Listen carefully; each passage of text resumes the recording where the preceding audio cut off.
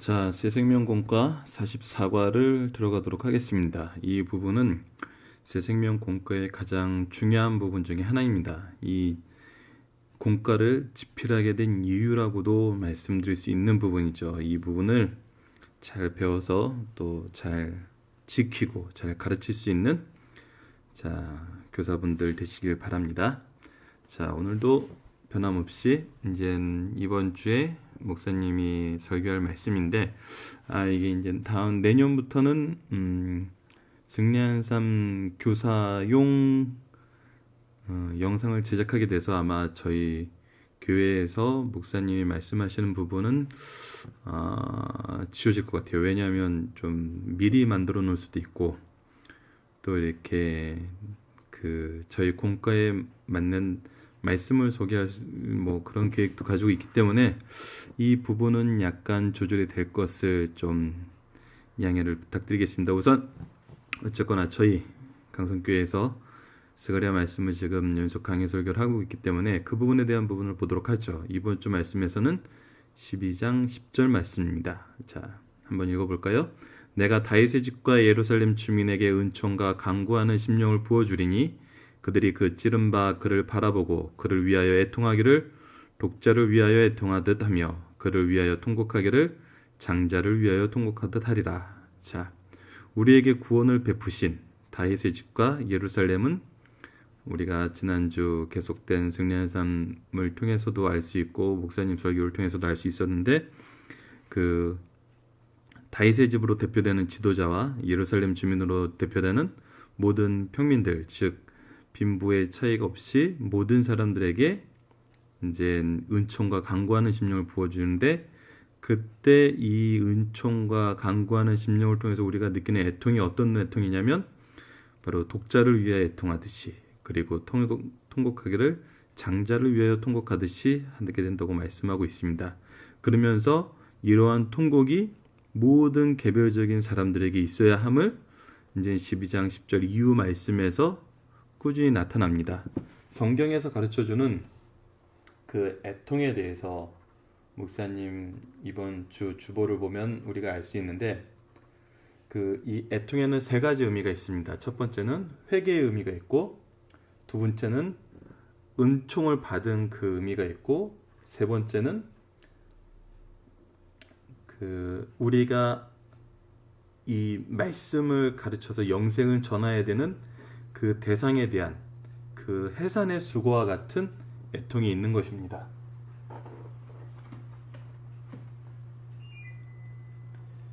보일러를 좀 껐습니다. 보일러가 우웅하는 소리가 은근히 들어와서 사무실에서 추운 가운데서 강전을 만들게 됐네요. 그래서 이 세 가지 애통의 내용, 나의 회개의 애통과 그 하나님의 은혜를 깨달은 그 은혜에 대한 애통과, 또 우리가 이제 해산의 수고를 거쳐서 나아야 되는 우리 영적인 생명을 향한 애통, 이 세 가지 애통의 의미가 있습니다. 이 말씀이 참 강해 설교를 들으면서도 참 놀라운 것이, 우리가 지금 이제 배워야 되는 이 과가 바로 이 애통의 결과로 나아가는 그 말씀을 배워서 전하는, 특히 우리가 자녀를 양육해야 되는 이 애통하는 마음하고 연결이 됩니다. 오늘 이제 주일날 목사님 말씀을 통해서 이제 은혜를 받으시고, 또 이 동영상 강좌를 통해서 주일이나 아니면 주중에 다음 주 말씀을 준비하실 때 또 더욱더 많은 배가 되는 은혜를 받으시길 바라고, 지금 성탄절 준비를 한다고 공과 공부가 넘어가고 있습니다. 제가 작년까지만 해도 말씀 배우는 것이 중요하기 때문에 공과 공부 건너가는 거를 굉장히 싫어하고, 이제 많이 이 부분에 대해서 좀 그러지 않았으면 하는 의사 표현을 많이 했는데, 이번에는 그냥 연습을 하시는 것을 그냥 보고 있습니다. 대신 우리가 지금까지 열심히 배웠고, 또 이 배운 바를 실천하고 가르치는 일에 절대 이 우선순위를 바꾸지 않을 거란 믿음이 있기 때문에 있었고, 특히 이 부분 말씀은 굉장히 중요한 말씀이기 때문에 우리가 이 성경을 배우고 가르쳐요. 이 부분은 정말 집에서 따로 묵상하시고, 이 동영상을 통하지 않더라도 이미 우리 교회에서는 너무나 오랜 세월, 오랜 시간 많은 말씀으로 이 부분을 가르쳤기 때문에 그 배우기에 부족함은 없으리라고 봅니다. 이 말씀을 지키고 실천하는데 더욱더 선생님들이 노력을 해주시고, 연말을 또 이 말씀을 아이들에게 전함으로써 열매 맺는 또 각반이 되었으면 합니다. 자, 이제 서론이 길었습니다. 본문으로 넘어가도록 하겠습니다. 자, 44가 성경을 배우고 가르쳐요.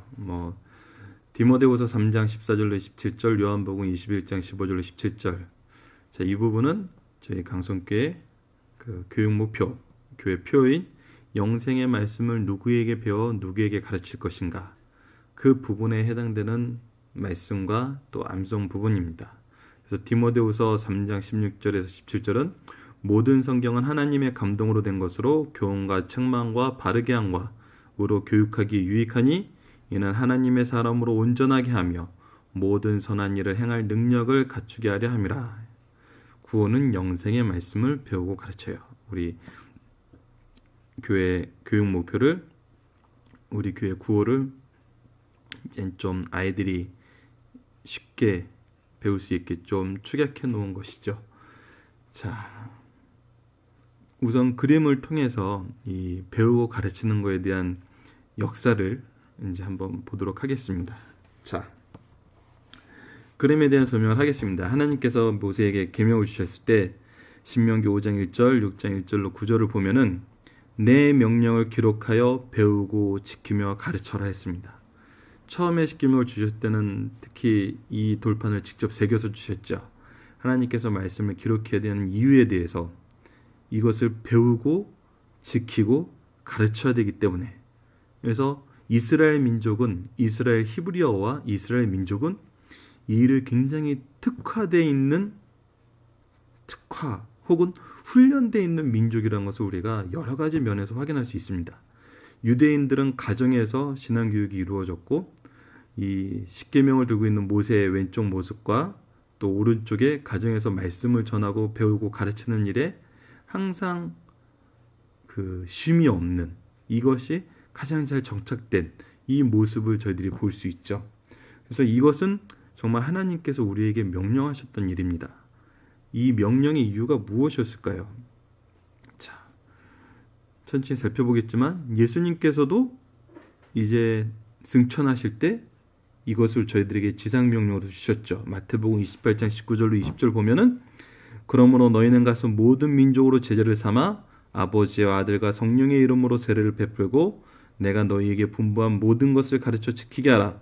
볼지어다 내가 세상 끝날까지 너희와 항상 함께 있으리라 하시니라. 이 명령에 따라서 왼쪽 그림이 바로 이 명령을 내리시는 예수님의 모습이고, 오른쪽 그림이 이 명령에 따라서 말씀을 가르치는 제자들의 모습이죠. 이것이 현재 우리에게도 계속 이어지고 있습니다. 현재 우리에게 이제 이것이 어떻게 이루어지고 있을까요? 자, 바로 가정과 교회에서입니다.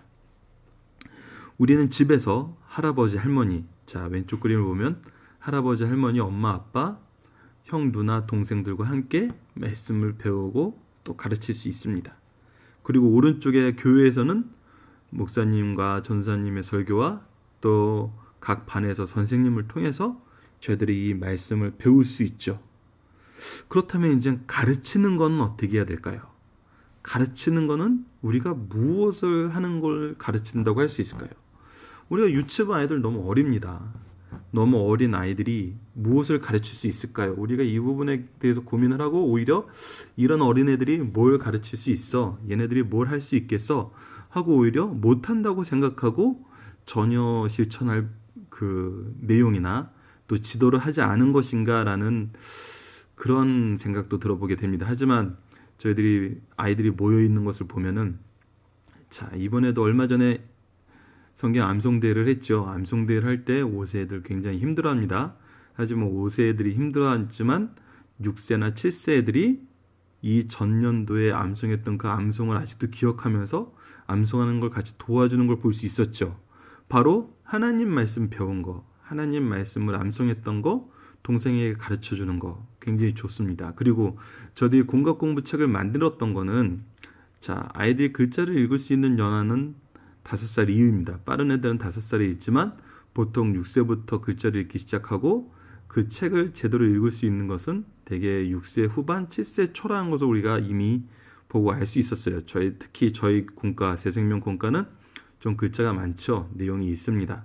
그래서 그림과 같이 잘 설명이 되어 있지만 그림을 보면서 글자를 읽어주는 거, 책을 읽어주는 거 이 자체도 말씀을 전하는 걸 할 수 있습니다.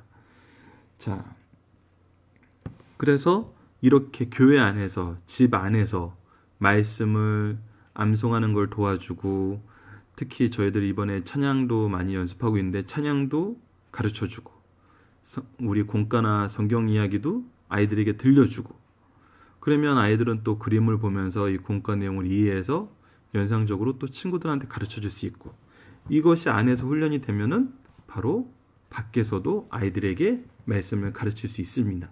특히 우리가 가르치는 말씀의 내용은 이 위에 말풍선 안에 요약이 되어 있습니다. 우선 천지를 창조하신 분은 하나님이시고 하나님은 현재도 다스리고 계신다는 걸 가르쳐야 되겠죠. 그리고 예수님께서 십자가에 달려 돌아가신 다음에 우리 죄를 대신하여 십자가에 달려 돌아가신 다음에 부활하셨고 승천하셨으며 앞으로 올 것이라는 걸 가르쳐줍니다. 즉 우리가 삼위일체 하나님에 대해서 가르쳐주면서 구속의 계획을 하나님께서 하셨고 성자께서 십자가에서 이루셨고 성령께서 이것을 현재 우리에게 적용시켜주고 계신다는 거, 그리고 예수님께서 우리 이전 그림에서 항상 나와 있지만 성경대로 나셨고 사셨고 죽으셨고 장사되셨고 부활하셨고 승천하셨고 앞으로 재림하실 거라는 거, 이 내용을 저희들이 아이들에게 가르치는 겁니다. 그리고 아이들이 배운 것을 또 나가서 다른 사람에게 전할 수 있는 거죠. 하지만 이 일을 위해서는 우리가 필요한 게 있습니다. 바로 기도입니다. 이 오른쪽에 있는 하나님과 예수님 모습을 이제 좀 다음에는 왼쪽으로 옮겨서 이 성령의 불꽃과 함께 모아놔야 되겠어요. 그래서 성부, 성자와 성령에 대한 바른 신앙 안에서 우리가 기도를 통해 이 말풍선 안에 있는 그 내용들, 우리가 이전 컷에서 봤던 창조주 하나님과 구속주 예수님과 성령의 사역에 대해서 아이들에게 전할 수 있도록 기도로서 또 준비하는 것입니다. 이 기도에 대해서는 우리 이 이후에 기도할 수 있어요. 그래서 기도란 무엇인가, 찬양은 무엇인가, 찬양할 수 있어요. 이 부분에 대해서 또 따로 배우겠지만 지난주 말씀하고도 연결이 됩니다. 모르드게와 에스더는 하나님께서 구원을 베풀 거라는 걸 알았어요. 하지만 그들이 기도했던 것은 하나님의 계획과 세상 제도의 다름에서 오는 그 불일치, 그것을 두려워하는 인간적인 마음, 이 부분에 우리가 기도가 필요한 것입니다. 하나님께서는 말씀을 전하라는 이 말씀을 우리가 지킬 힘과 능력을 주십니다. 하지만 세상과의 불일치는 항상 있습니다. 우리가 전하고자 하는 아이들이 적대적일 수도 있고 또 이해하지 못할 수도 있고, 오히려 우리 아이들이 세상 학문을 통해서, 세상 제도를 통해서 이 믿음에 대한 흔들림이 올 수도 있습니다. 그렇기 때문에 우리는 기도로 준비하여 성령의 도우심을 받아야 되는 것입니다. 이것이 또 우리 스가랴서에 나와 있던 애통하는 마음, 성령께서 주신 이 은혜와 또 감사하는 마음을 해서 우리가 갖게 되는 이 애통하는 마음이 바로 또 기도를 통해서 이루어지는 것입니다. 이 기도는 스가랴서 말씀하고 연결하면 반드시 회개의 기도가 함께 이루어져야 합니다. 회개하지 않고 각자 개인이 회개하지 않으면은 정말 이 부분이 우리에게 어렵다는 것을 이미 말씀을 통해서 가르쳐주고 있습니다. 자, 그 다음은 이제 퀴즈를 한번 풀어보도록 하겠습니다. 1번, 하나님이 성경 말씀을 주시면서 명령하신 것은 무엇인가요? 자, 첫 번째, 기록하여 배우고 지키며 가르치라. 두 번째, 다른 사람은 못 보게 숨겨라. 시크릿이란 이름으로 다른 사람은 모르는 뭔가 거대한 비밀을 우리만 알고 있어야 된다. 성경은 그렇게 가르치지 않습니다. 예배 드릴 때만 펼쳐봐라. 이것은 우리가 의식적으로 행하기 위한 의식서가 아닙니다. 그렇기 때문에 예배 드릴 때만 펼쳐라 보라고 이렇게 얘기하지 않았습니다. 그리고 다른 공부 끝낸 다음에 보아라. 자, 취미생활 하는 게 아닙니다. 신앙생활은. 자, 정답은 기록하여 배우고 지키며 가르치라는 것이었습니다. 자, 두 번째 문제. 우리는 누구에게 성경을 배울 수 있나요? 주관식이었습니다. 아까 우리의 그림을 통해서 나타나는 거였지만 할아버지, 할머니, 엄마, 아빠, 선생님, 형, 누나, 친구, 때로는 동생들에게도 배울 수 있습니다. 영적 스승은 누가 될지 아무도 알 수 없습니다. 자, 그렇다면 가르쳐야 될 대상은 누구인가요? 이것도 마찬가지입니다. 먼저 아이들이 할아버지, 할머니가 나보다 더 잘 알아. 엄마, 아빠가 나보다 더 잘 알아. 선생님, 형, 누나가 나보다 더 잘 알아. 근데 요즘에는 과연 더 잘 알까? 내가 선생이지만 내가 과연 아이들보다 더 잘 알까? 아이들보다 더 좋은 믿음을 가졌을까? 더 정확한 내용들을 알고 있는가? 이 부분에 대해서는 항상 주의해야 합니다. 요즘 아이들 지식적으로 굉장히 성숙해져 있고 초등학교만 가도 이제 엄마 아빠가 감히 하지 못할 여러 가지 학문적 깊이들을 아이들이 습득하는 경우가 많이 있죠. 우선 쉽게는 컴퓨터에서부터 깊게는 영어나 여러 가지 수학적 학문들, 논술적인 내용들.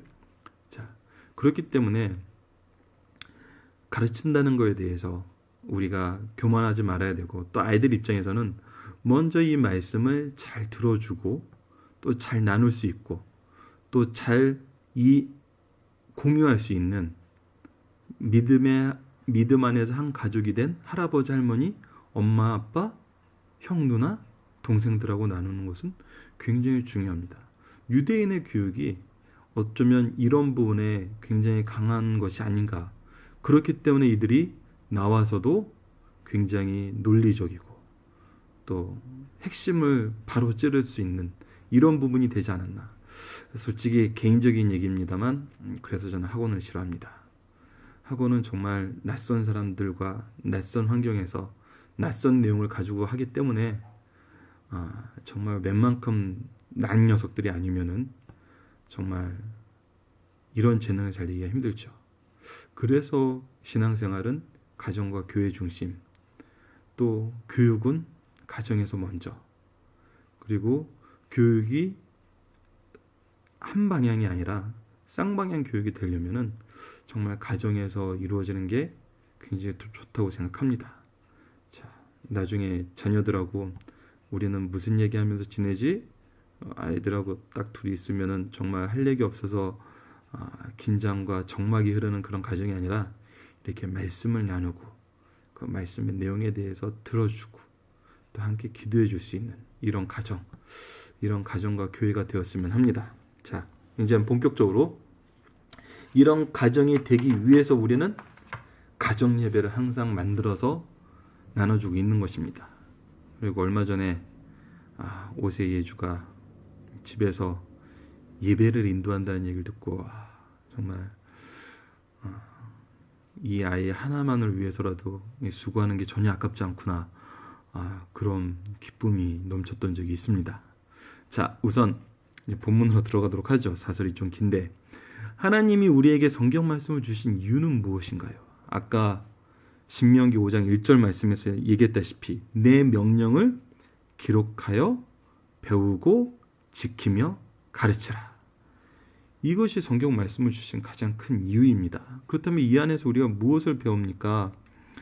하나님의 구원의 은혜를 얻게 하시려는 하나님의 사랑의 계획이 이 바로 성경이었다는 것을 먼저 알게 되는 것입니다. 성경이 없었다면 어떻게 되었을까요? 참 끔찍하죠. 그래서 우리가 지금까지 배웠던 그 말씀의 내용, 그것을 우리가 다시 한번 살펴봐야 되는데 바로 삼위일체 하나님과 구속사의 내용입니다. 그래서 이거에 대해 기록된 것이 바로 성경이었고 이것을 우리에게 배우고 지키고 가르치라고 하는 것입니다. 지금까지 우리 아이들은 이 일을 너무나 잘해왔습니다. 새생명 공과는 철저하게 이 부분에 포커스를 맞춰서 만들어졌기 때문에 이 부분에 대해서 정말 아이들은 잘 배워왔습니다. 이제 아이들이 가르칠 수 있는 길이 무엇인지, 또 더 나아가서 아이들이 우리에게 이 말씀을 또 가르칠 수 있는 그 시간을 한번 꿈꿔보게 됩니다. 자, 두 번째 문제는 우리가 성경을 통해 배운 내용은 무엇인가요? 이 부분은 아까 얘기했다시피 바로 삼위일체 하나님입니다. 천지를 창조하신 삼위의 하나님과 우리 구원을 계획하시고 실천하시고 적용하고 계시는 성부, 성자, 성령의 내용과 또 성경대로 이미 예언된 대로 모든 율법을 이루시고 우리의 구속을 이루신 예수님에 대해서 가르치는 것입니다. 자, 이 일을 위해서는 우리가 이제 필요한 부분이 있습니다.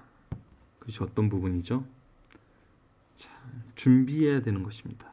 이 준비가 무엇에 있을까요?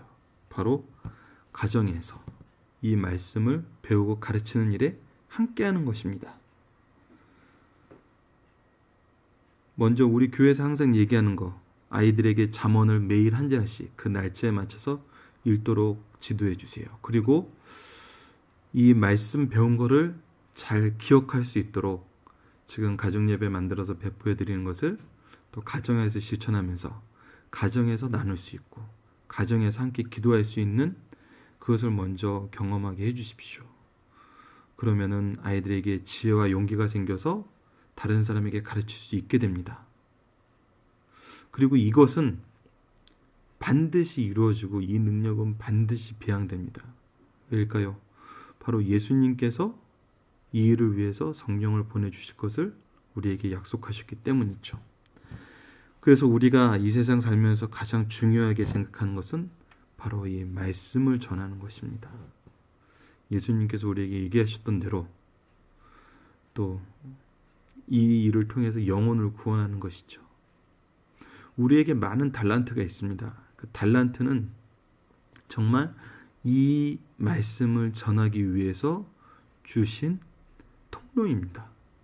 일을 할 수 있도록 주신 달란트인 거죠. 달란트 비유에서 하나님이 충성된 종이라고 얘기하는 것은 바로 이 영혼을 거두는 것입니다. 그 영혼을 거두기 위해서 주신 달란트, 이것은 쓰면 쓸수록 또 많아집니다. 또 열매도 많아지고 이 달란트도 많아지게 되는 것입니다. 우리가 이 예수님의 가르침과 명령과 이 성경에 대한 바른 믿음이 있으면은 이 모든 것이 너무나 자유롭고 잘 된다는 것을 깨달을 수 있습니다. 이것을 깨닫고 우리는 가르치고 있는 것이고 또 이 아이들은 우리에게 배운 아이들은 또 이 말씀을 깨닫고 가르칠 수 있도록 우리가 잘 인도해야 되는 것이죠. 자, 그래서 다시 한번 그 새생명 공과에 대해서 말씀드리면 4세, 5세는 이 이야기에 대한 정말 끊임없는 이야기를 듣는 것입니다. 하나님에 대한 얘기, 예수님에 대한 얘기, 성령에 대한 얘기, 교회에 대한 얘기, 가정에 대한 얘기, 그리고 이 모든 이야기가 이루어지는 구속사에 대한 얘기, 이 얘기를 반복적으로 배우고 이 내용에 대해서 친해지는 것이죠. 6세에서는 퀴즈를 통해서 또 가정예배를 통해서 이 말씀을 이해하는 것입니다.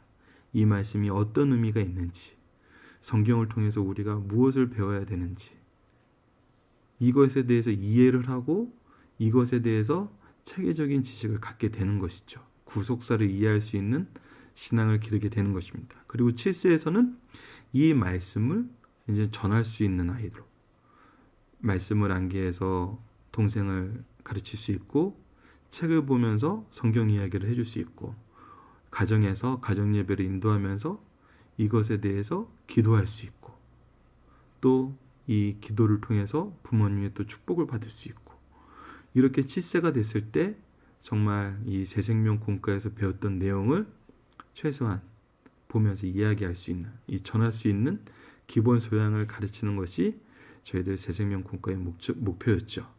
더 나아가서 이제 이것을 영문으로 바꿔서 이미 배운 말씀을 영어로 바꿔서 전 세계 어디 가서든 이 배운 말씀을 전할 수 있는, 그래서 우리는 정말 일반적인 영어를 배우는 것이 아니라 이 복음 전파를 위한 영어를 배우는 것이기 때문에 이 부분에서도 하나님이 더욱더 크신 지혜를 줄 거라는 확신이 있습니다. 그래서 내년에 저희들이 이 부분을 실천하고자 하는데 선생님들께서 더욱더 기도를 해주시고 제가 지난주에 말씀드렸던 대로 내년에 이제 유년부와 합쳐서 저희들 영어 클래스를 이제 함께 진행할 때 정말 저희 주일학교 출신 아이들이 이 내용을 잘 배워서 잘 가르칠 수 있는, 아마 올해 칠사 있는 애들이 또 이 부분에 대한 가장 큰 수혜자가 아닐까.